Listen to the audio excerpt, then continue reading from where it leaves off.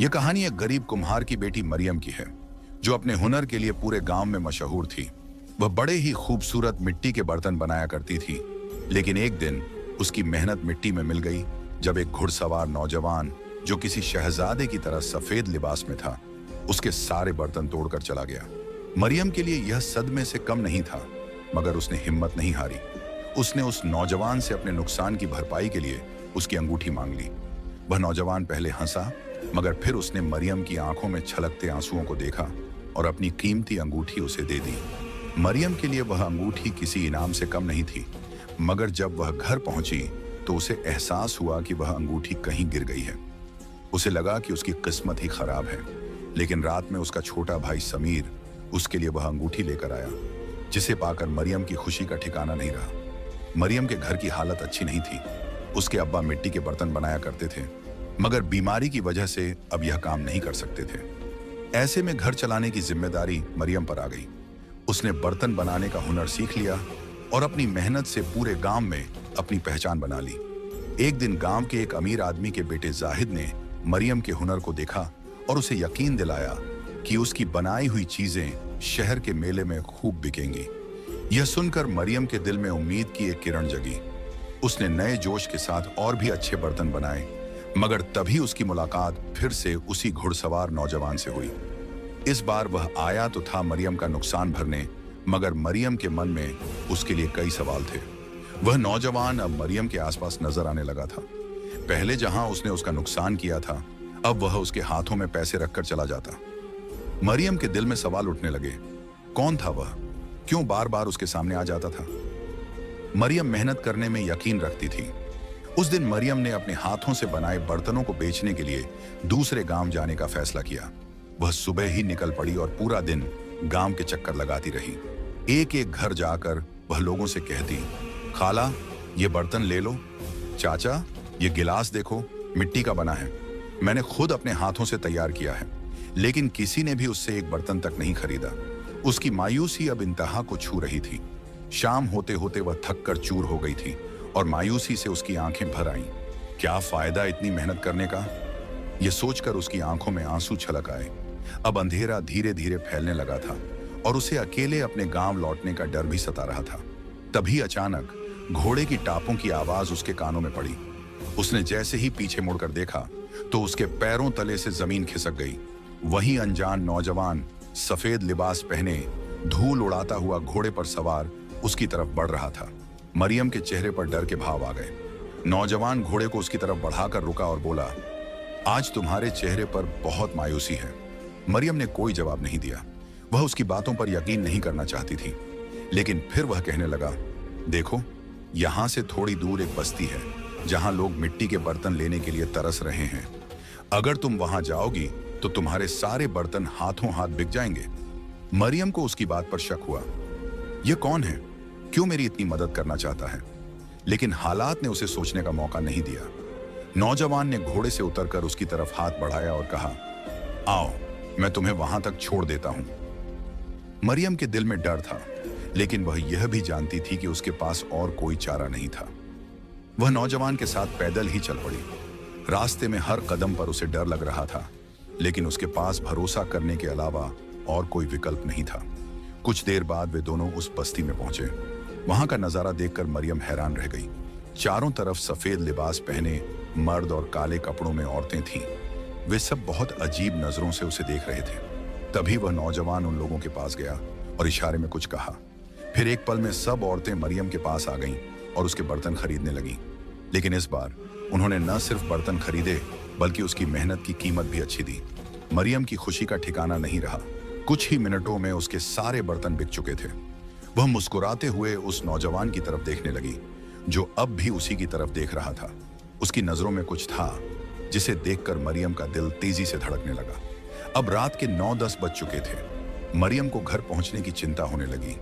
उसने नौजवान से कहा, अब मुझे मेरे गांव छोड़ दो, बहुत रात हो गई है, मैं अकेले नहीं जा सकती। वह नौजवान हल्की मुस्कान के साथ बोला, चिंता मत करो, मैं तुम्हें तुम्हारे घर तक छोड़ने आया हूं। मरियम के लिए यह सब किसी सपने जैसा था। उसे पहली बार वह नौजवान अच्छा लगने लगा था। जब वह घर पहुंची तो अम्मा और अब्बा उसकी राह देख रहे थे। अम्मा ने गुस्से से कहा, आइंदा तुझे अकेले नहीं जाने दूंगी। तुझे पता है समीर और तू ही हमारी जिंदगी का सहारा हो। मरियम ने हंसकर अम्मा की तरफ देखा, फिर उसने जेब से पैसे निकाले और अम्मा के हाथ में रख दिए। इतने सारे पैसे देखकर अम्मा और अब्बा दोनों हैरान रह गए। अब्बा ने हंसते हुए कहा, अरे मेरी मरियम तो माहिर हो गई है बर्तन बनाने में। लोग इसके बनाए बर्तन पसंद करने लगे हैं। मरियम सिर्फ मुस्कुरा दी। उसने किसी को नहीं बताया कि इस बार बर्तन बिकने की असली वजह वह अनजान नौजवान था। अगले दिन वह फिर बर्तन बनाने में लग गई। अब उसे अपने काम में और भी मेहनत करनी थी, क्योंकि फेस्टिवल करीब आ रहा था। जाहिद भाई ने उसे बताया था कि यूनिवर्सिटी में होने वाले फेस्टिवल में उसके बनाए बर्तन रखे जाएंगे। अब मरियम की मेहनत दोगुनी हो चुकी थी। वह पूरे जोश से बर्तन बना रही थी। कुछ समय बाद मरियम गांव के फेस्टिवल की तैयारी में जुट गई। उसे अपने बनाए बर्तनों को मेले में बेचने का मौका मिला था। लेकिन इसी दौरान वही नौजवान एक दिन अचानक उसके सामने आ खड़ा हुआ, लेकिन इस बार उसके चेहरे पर गुस्सा था। उसने मरियम से पूछा, तुम उस आदमी से क्यों बात कर रही थी? मरियम को पहले तो समझ नहीं आया कि वह किसकी बात कर रहा है। फिर उसे याद आया कि शायद वह जाहिद भाई की बात कर रहा है। मरियम ने हैरत से जवाब दिया कि जाहिद भाई को उससे कुछ काम था, लेकिन उस नौजवान की जलन साफ झलक रही थी। एक दिन वह फिर आया और बोला, तुम्हारे बनाए हुए बर्तन मुझे चाहिए। मरियम ने बताया कि वह बर्तन फेस्टिवल के लिए हैं, लेकिन जब उसने अच्छे पैसे देने की बात की तो मरियम मान गई। उसने अपने हाथों से बनाए सारे बर्तन उस नौजवान को दे दिए। अगले दिन जब जाहिद भाई ने बर्तन दिखाने को कहा तो मरियम घबरा गई। जाहिद भाई गुस्से में था, लेकिन मरियम ने उससे वादा किया कि वह 3 दिन के भीतर सारे बर्तन फिर से बना लेगी। मरियम अपनी पूरी ताकत झोंक कर बर्तन बनाने में जुट गई, लेकिन किस्मत को कुछ और ही मंजूर था। अचानक मौसम बिगड़ गया। तेज बारिश ने मरियम के सारे बर्तन बहा दिए। वह पूरी रात रोती रही, लेकिन कुछ कर नहीं सकती थी। अब तो फेस्टिवल सिर्फ 3 दिन दूर था और बारिश थमने का कोई इम्कान नहीं था। आखिरी रात मरियम मायूसी में एक दरख्त के नीचे बैठी थी। तभी अचानक वह नौजवान फिर से प्रकट हुआ, जिसने पहले भी उसकी मदद की थी। उसने बड़े इत्मीनान से मिट्टी उठाई और देखते ही देखते बर्तन बनाने शुरू कर दिए। मरियम की आंखें हैरत से फटी रह गईं। वह उससे भी ज्यादा खूबसूरत बर्तन बना रहा था। बर्तन इतने दिलकश और बारीक डिजाइन वाले थे कि मरियम उन्हें बस देखती रह गई। जब उसने बर्तनों पर रंग करना शुरू किया तो मरियम को ऐसा लगा जैसे उसके हाथों में कोई जादू हो। चंद ही लम्हों में उसने सारे बर्तन तैयार कर दिए और मुस्कुराकर बोला, सुबह तक ये सूख जाएंगे। अब खुश हो जाओ और अपने चेहरे पर मुस्कुराहट बिखेर दो। इतना कहकर वह अंधेरे में गुम हो गया।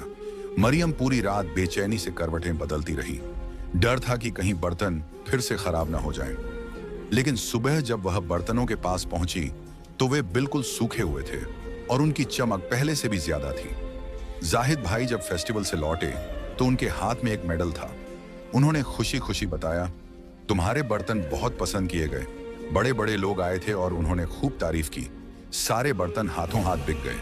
मरियम खुशी से फूली नहीं समा रही थी, लेकिन अब उसे उस अजनबी का शुक्रिया अदा करना था जिसने उसकी इतनी मदद की थी।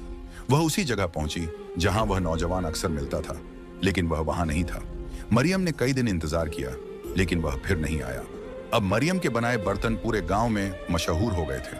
उसने और भी खूबसूरत बर्तन बनाए और उन्हें बेचने के लिए उसी बस्ती की तरफ चल पड़ी जहां उस नौजवान ने पहली बार उसके बर्तन बिकवाए थे। लेकिन इस बार वह रास्ता भूल गई। तभी उसने देखा कि एक बूढ़ा आदमी एक दरख्त के नीचे बैठा हुआ था। मरियम ने उससे पूछा, बाबा, मुझे उस बस्ती का रास्ता बता सकते हैं जो जंगल के उस पार है? बूढ़ा चौंका और बोला, तू वहां क्यों जाना चाहती है? वह हमारी बस्ती है जहां किसी बाहरी को जाने की इजाजत नहीं। मरियम ने उसे अपने बर्तनों के बारे में बताया और कहा कि पहले भी उसने वहां बर्तन बेचे थे। बूढ़े ने उसके बर्तन उठाकर देखे और मुस्कुराकर बोला, वाकई ये बर्तन बहुत खूबसूरत हैं। हमें इनकी जरूरत पड़ती है क्योंकि हम रात भर पकवान बनाते हैं। लेकिन मुझे इस बात पर हैरत है कि तुम्हें वहां का रास्ता किसने दिखाया? मरियम मुस्कुराई और जवाब दिया, एक नौजवान ने जो घोड़े पर सवार होकर आता है। वह अक्सर हमारे गांव आता है। यह सुनकर बूढ़ा हल्के से मुस्कुराया और बुदबुदाते हुए कहने लगा, सरदार तो ऐसे ही हर गांव में घूमता फिरता है, लेकिन मैं नहीं जानता था कि वह तुम्हें इस बस्ती का रास्ता बता देगा। मरियम उसकी बातें ठीक से समझ नहीं पाई, लेकिन उसे वहां पहुंचने की जल्दी थी। बूढ़ा उसे अपने साथ ले गया। रास्ता लंबा था, शाम होने लगी थी, लेकिन जैसे ही वे बस्ती में पहुंचे वहां की औरतें उसके बर्तनों को देखकर दंग रह गईं। वे एक एक कर उससे बर्तन खरीदने लगीं, जैसे उन्हें इनका बेसब्री से इंतजार हो। लेकिन मरियम के मन में एक ही सवाल था, लेकिन जिस शख्स से वह मिलने आई थी वह कहीं नजर नहीं आ रहा था। मरियम ने पास खड़ी एक औरत से पूछा, वह नौजवान कहाँ है जो मुझे यहाँ लेकर आया था? मैं उससे मिलने आई हूँ। औरत मुस्कुराई और बोली, आज तो सरदार किसी दूसरे गांव गया है। दरअसल वह एक खास अमल कर रहे हैं, इसलिए मुख्तलिफ जगहों पर जाते रहते हैं। लेकिन तुम्हें उनसे क्या काम है? मरियम यह सुनकर हैरान थी। सरदार? वह सोच में पड़ गई। तभी दूर से घोड़े की टापों की आवाज आई, धूल उड़ने लगी और जैसे ही मरियम ने पलटकर देखा, उसका चेहरा खुशी से चमक उठा। वह वही नौजवान था। वह मरियम को देखकर ठिठक गया। उसने इशारा किया और वहां खड़ी सारी औरतें और बच्चे दूर चले गए। अब वहां सिर्फ मरियम और वह नौजवान थे। मरियम ने मुस्कुराते हुए कहा, जो आपने बर्तन बनाए थे उनकी वजह से मुझे बहुत बड़ा इनाम मिला। मैं आपका शुक्रिया अदा करने आई हूँ। नौजवान ने हल्की मुस्कान के साथ जवाब दिया, मैं इससे भी बड़े बड़े काम कर सकता हूँ, लेकिन तुम्हारे पास मेरी एक चीज है, इसीलिए मैं बार बार तुम्हारे पास आने पर मजबूर हूँ। मरियम चौंक गई। मेरे पास आपकी चीज? कौन सी चीज? वह अंगूठी जो तुम्हारे पास है, उसने जवाब दिया। मरियम घबरा गई। मुझे माफ कर दीजिए, मैंने अनजाने में वह अंगूठी रख ली, लेकिन मैं आपको वह वापस कर दूंगी। वह मुस्कुराया और बोला, ठीक है, लेकिन जब भी तुम्हें मेरी जरूरत होगी मैं तुम्हारी मदद के लिए आऊंगा। मरियम यह सुनकर खुश हो गई। उस दिन भी उसके सारे बर्तन बिक गए। नौजवान उसे घर तक छोड़ने के लिए चल पड़ा, लेकिन रास्ते में एक बूढ़ा नजर आया। नौजवान ने उसे देखा और अचानक रुक गया। फिर वह मरियम की तरफ मुड़ा और कहा, आगे का रास्ता तुम्हें मालूम होगा, अब मैं जा रहा हूं। मरियम ने देखा कि वह नौजवान एक पल में उसकी नजरों से ओझल हो गया। सच सामने आया। जैसे ही मरियम बूढ़े के करीब से गुजरी, उसने अचानक उसे रोक लिया और कहा, तुम्हारे सारे बर्तन बिक गए, इसकी मुझे बहुत खुशी है, लेकिन तुम नादानी मत करो, उस बस्ती में बार बार मत जाओ। क्यों बाबा? वह बस्ती तो बस एक आम जगह है जहां लोग रहते हैं। बूढ़े ने गहरी सांस ली और कहा, नहीं लड़की, वह आम बस्ती नहीं है, वह जिन्नात की बस्ती है, और जिससे तुम मिल रही हो वह कोई इंसान नहीं, जिन्नातों का सरदार है। मरियम के पैरों तले से जमीन खिसक गई। नहीं, यह सच नहीं हो सकता, वह इंसान है, जिन्न नहीं, उसने कहा। बूढ़ा मुस्कुराया, अगर यकीन नहीं आता तो देखो। यह कहकर वह अचानक गायब हो गया। मरियम पागलों की तरह इधर उधर देखने लगी। वह अब भी यकीन नहीं कर पा रही थी कि जो बूढ़ा कुछ ही सेकंड पहले उसके सामने था, वह अचानक हवा में गुम हो गया था। बूढ़े की आवाज फिर आई, उस जिन्नात की एक कीमती चीज तुम्हारे पास है, इसलिए वह तुम्हारे पास बार बार आता है, वह तुम्हें छोड़ने वाला नहीं। यह सुनकर मरियम घबरा गई और गांव की ओर भागी। जब वह घर पहुंची तो रात के 11 बज चुके थे। अम्मा और अब्बा परेशान थे। अम्मा ने घबरा कर पूछा, मरियम, तेरा चेहरा क्यों उतरा हुआ है? क्या हुआ? मरियम ने कुछ नहीं बताया, बस उसने जिन्नातों की बस्ती से कमाए सारे पैसे अम्मा के हवाले कर दिए और खुद डर के मारे अपने कमरे में चली गई। अंगूठी का राज मरियम को अचानक बूढ़े की बात याद आई। तेरे पास उसकी चीज है, इसीलिए वह तुझे छोड़ेगा नहीं। वह घबरा गई और संदूक खोला, लेकिन अंदर अंगूठी नहीं थी। वह रोने लगी। अम्मा, मेरी अंगूठी कहाँ गई? उसने घबरा कर पूछा। अम्मा ने जवाब दिया, अरे वह अंगूठी तो मैंने देखी थी, बड़ी कीमती लग रही थी, सो मैंने उसे सुनार को दिखाया। वह कहने लगा कि यह खालिस सोने की है। फिर मैंने उसे बेच दिया ताकि बशीर चाचा का कर्जा चुका सकूं। मरियम के हाथ पैर कांपने लगे। अम्मा, तुमने बहुत बड़ी गलती कर दी। अब वह समझ चुकी थी, अगर वह अंगूठी किसी और के हाथ में चली गई तो वह जिन्न बार बार उसके सामने आता रहेगा। वह अब भी उसकी नजरों में था, उसकी दुनिया से बाहर जाने वाला नहीं था। नई राह अगले दिन जाहिद भाई आए और बोले, मरियम, तुम्हारे अंदर एक सच्ची आर्टिस्ट छुपी है। जिस तरह तुम बर्तनों पर रंग भरती हो, उसी तरह तुम बड़ी मुसव्विर चित्रकार भी बन सकती हो। क्या तुम तस्वीरें बनाओगी? मरियम सोच में पड़ गई। मैं तुम्हें ब्रश और रंग लाकर दूंगा, फिर देखना कि तुम क्या कर सकती हो। मरियम ने सर हिला दिया, लेकिन उसके दिल में अजीब सा डर बैठा था। वह जानती थी कि उसके साथ कुछ अनजानी चीजें हो रही हैं। एक शाम जब वह दरख्त के नीचे बैठी बर्तन बना रही थी, उसे घोड़े की टापों की आवाज सुनाई दी। उसका दिल तेजी से धड़कने लगा। सामने वही सफेद लिबास में लिपटा जिन्न खड़ा था, जिसने पहली बार मरियम की मदद की थी, लेकिन इस बार उसकी तीसरी उंगली में वही अंगूठी थी जो उसकी मां ने बेच दी थी। ये अंगूठी तुम्हारे पास कैसे आई? मरियम ने कांपती आवाज में पूछा। वह जिन्न हंस पड़ा और बोला, मैं अपनी कोई चीज किसी और के पास नहीं रहने देता। तुम्हारी मां ने इसे सुनार को बेचा था, लेकिन मैंने अपनी ताकत से इसे वापस ले लिया। ये मेरी जाती अंगूठी है। मरियम के बदन में सिहरन दौड़ गई। फिर जिन्न ने अपनी हकीकत बयां की। उसने कहा कि पहली बार जब उसने मरियम को रोते हुए देखा था तो उसके आंसुओं से उसे इश्क हो गया था। तुम्हारे आंसुओं में कुछ था जो मुझे अपनी ओर खींचता रहा।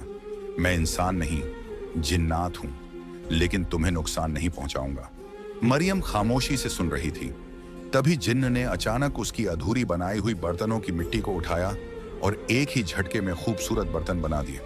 यह पहली बार नहीं था जब उसने ऐसा किया था।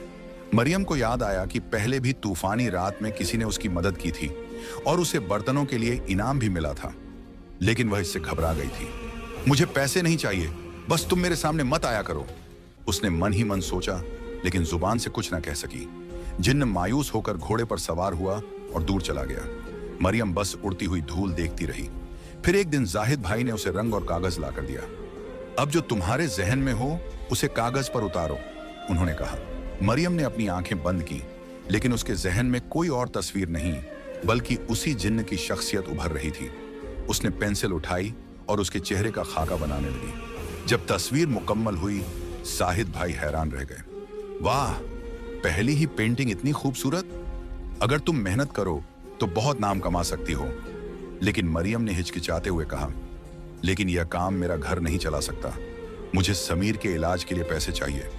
जाहिद भाई ने उसे समझाया कि अगर वह पेंटिंग में महारत हासिल कर ले तो उसकी बनाई तस्वीरें बहुत कीमती बिकेंगी। मरियम ने उनकी बात मान ली और तस्वीरें बनाने लगी। लेकिन एक अजीब बात थी, हर रात जब वह तस्वीर बनाने बैठती तो उसे कुछ समझ नहीं आता और वह सो जाती। मगर सुबह जब आंख खुलती तो कागज पर एक बेहतरीन पेंटिंग बनी होती।